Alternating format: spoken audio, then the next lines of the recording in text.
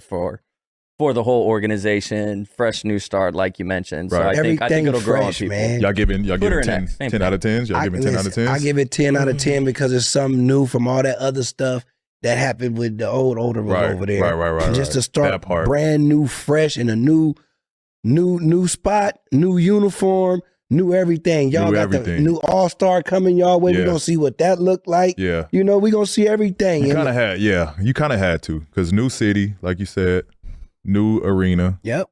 I called this dude yesterday leading up to the game, right? And I'm like, I just got out the shower, like, lotioning up. I'm like, yo, I got Steph. I'm about to lock him down. He's like, he still don't get it. Like, oh, okay, you guys, who you guys? You got the Warriors. So I'm like, yeah. So he's like, who you guarding? I'm like, bro, I said I'm going to lock down Steph. Like, I got Steph. Like, I'm locked in, right? He was not fake swagging. He was dead serious. Paul George just did something you never do in the NBA. He talked about private conversations, about what really goes on behind closed doors. And now an NBA owner has broken his silence with a statement that has the entire league picking sides. The accusations are flying, the trust is shattered, and LeBron James is standing in the middle of a firestorm that's been building for years. This isn't about basketball anymore. This is about the code, the unwritten rule that you never, ever snitch. And Paul George just broke it wide open. Chill out. You understand? Go get a tan and show up at 10 o'clock. I mean, this is unbelievable. But anyway, that's a story for another day. Here's the deal. LeBron James, of course, wanted Paul George. He wanted Paul George badly. The big mistake that was made was when Dan Gilbert got rid of David Griffin, the GM. Because Griffin was on the phone working all of these things out and was in a position to make something happen, whether it would be with Paul George. Believe it or not, at one point in time, Max, if you recall, I came on the air and talked about how they had a shot at getting both Paul George and Carmelo Anthony. Cleveland was second on Melo's wish list. Houston was first. After he couldn't get Houston and he couldn't. Well, the process is just, they just tell you, hey, there's a mic in your jersey. That's crazy. Would you want to do it or not? Like, obviously, I could be like, nah, I don't want to do it. Or they'll tell you at any point if it's bothering you. It started with an interview. Paul George, fresh off another season of what could have been with the Philadelphia 76ers, sat down with a major podcast and decided to get things off his chest. The conversation meandered through his career, his frustrations, his legacy. But then the host asked about LeBron James, and George didn't hold back. According to sources who've seen the full transcript, George alleged that LeBron had been manipulating front offices for years, using his influence to get coaches fired, to push for trades, to control the narrative in ways that hurt other players. He claimed that LeBron's player empowerment era came at the expense of guys who couldn't fight back. When you're the king, you can do whatever you want, Paul George allegedly said, but some of us have to live with the consequences. The basketball world erupted. Not because what George said was shocking, fans have speculated about LeBron's influence for years, but because he said it out loud, on the record, breaking the code that binds superstars together. Within hours, the backlash began. Kevin Durant posted a single eye emoji on X. Draymond Green called George lost on his podcast.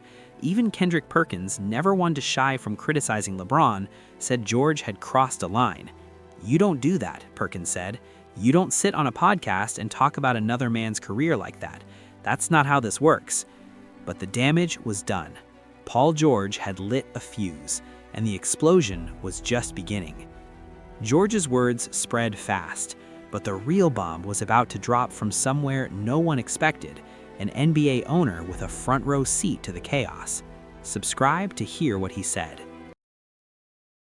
Your apparent fixation to not only empower yourself, but others around you in NBA circles.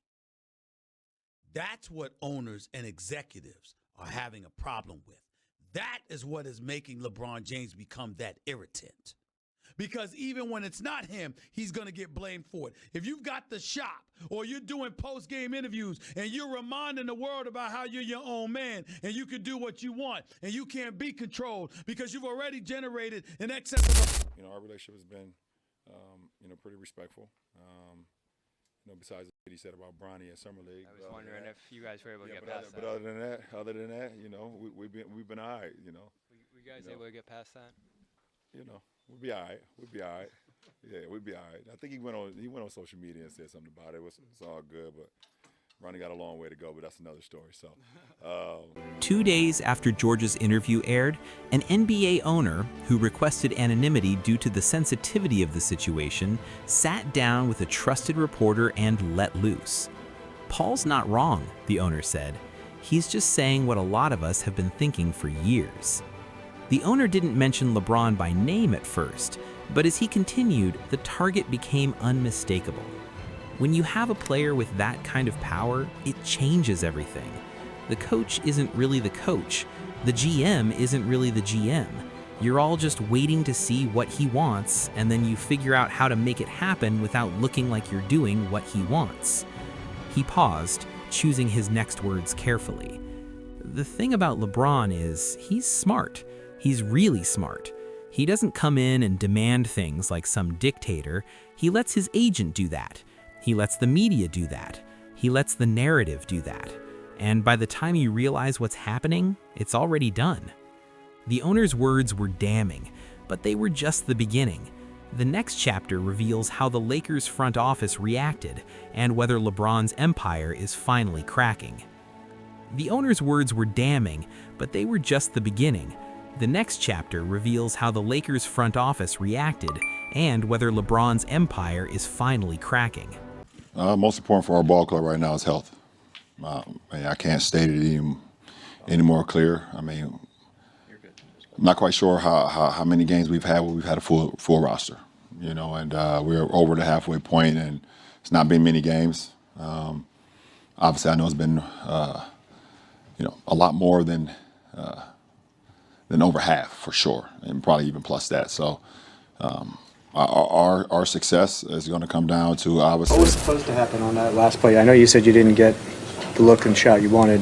No, we executed. Like I said, I feel like I'm not sure. Obviously you have to ask Luka what he saw on that, but I thought he had a good look, and it looked like he kind of just lost his balance. Didn't have the rhythm with the ball, whatever the case may be, and it kind of allowed him to get back in front of him.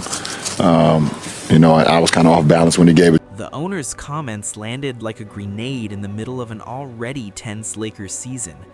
LeBron James, who had spent the week answering questions about his future, about the ESPN report, about the tension with Jeannie Buss, now had to face a new firestorm. At All-Star Weekend, reporters circled him like sharks. Was the owner right? Did he really manipulate the franchise? Was his influence destroying the team from the inside? LeBron, as always, handled it with grace. He smiled, he deflected, he talked about health, about the playoffs, about the future. Our success is going to come down to our health, he said. Our coaching staff putting us in the right position. I think they're going to give us the game plan every night. But beneath the surface, the tension was real. The Lakers, sitting at 33-21 and 5th in the Western Conference, were a team in limbo. Luka Doncic was the new face of the franchise. LeBron was the legend whose future was uncertain. And Austin Reeves was caught in the middle, his name swirling in trade rumors that his own agent's comments had sparked. Rich Paul, LeBron's agent, had publicly suggested the Lakers should trade Reeves for Jaren Jackson Jr., a move that left everyone wondering if LeBron was behind it. Skip Bayless, never one to miss an opportunity, pounced. He clearly had conspired with Rich Paul about this, Bayless said. LeBron obviously is desperate to win one more championship so he can somehow validate his case that he is the GOAT. Bayless called it classic, snaky, fakey, LeBron James. It was brutal, but it captured what many were thinking. Was LeBron's pursuit of a 5th ring destroying everything in its path? The pressure was mounting, the questions were piling up, and LeBron, for all his experience, had never faced anything quite like this. The next chapter reveals what happens when a king's empire starts to crack. LeBron James has spent 23 years learning how to control the narrative. He's survived more controversies than most players have had hot meals. So when the owner's comments hit, when Paul George's interview went viral, when the world started questioning his legacy, he did what he always does. He went back to work. At All-Star Weekend, he met with reporters and delivered a masterclass in deflection. He talked about health. He talked about the playoffs. He talked about wanting to live and create memories with his family. "I have no idea," he said when asked about his future. "When I know, you guys will know. I don't know. I have no idea. I just want to live, that's all." It was classic LeBron, vague enough to mean everything, specific enough to mean nothing. But beneath the surface, those close to him say the criticism stung. Not because it was unfair, but because it was coming from inside the house. An owner, someone with power, someone who saw the game from the same vantage point LeBron had spent decades mastering. The irony wasn't lost on anyone. LeBron James, the man who built an empire on player empowerment, was now facing the consequences of that power. The same influence that brought championships to Cleveland, Miami, and Los Angeles was now being questioned by the very people who enabled it. "I'm still locked in on what's going on right now," he said. "That's where my mind is." For now, that was enough, but the questions wouldn't stop, and neither would the whispers. LeBron deflected, but the damage was done. The final chapter reveals what this means for his legacy, and whether the king can survive the cracks in his kingdom. The NBA has always operated on an unwritten code. You don't talk about other players' contracts. You don't discuss what happens in the locker room, and you absolutely never, ever snitch. Paul George broke that code. Whether he was right or wrong, whether his grievances were justified or not, he did the one thing you're not supposed to do. He talked. And in doing so, he opened a door that can never be closed.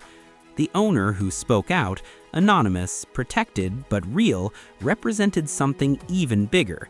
He represented the other side of the player empowerment era, the side that's been silent for years, watching as superstars accumulated power, influence, and control that once belonged to ownership.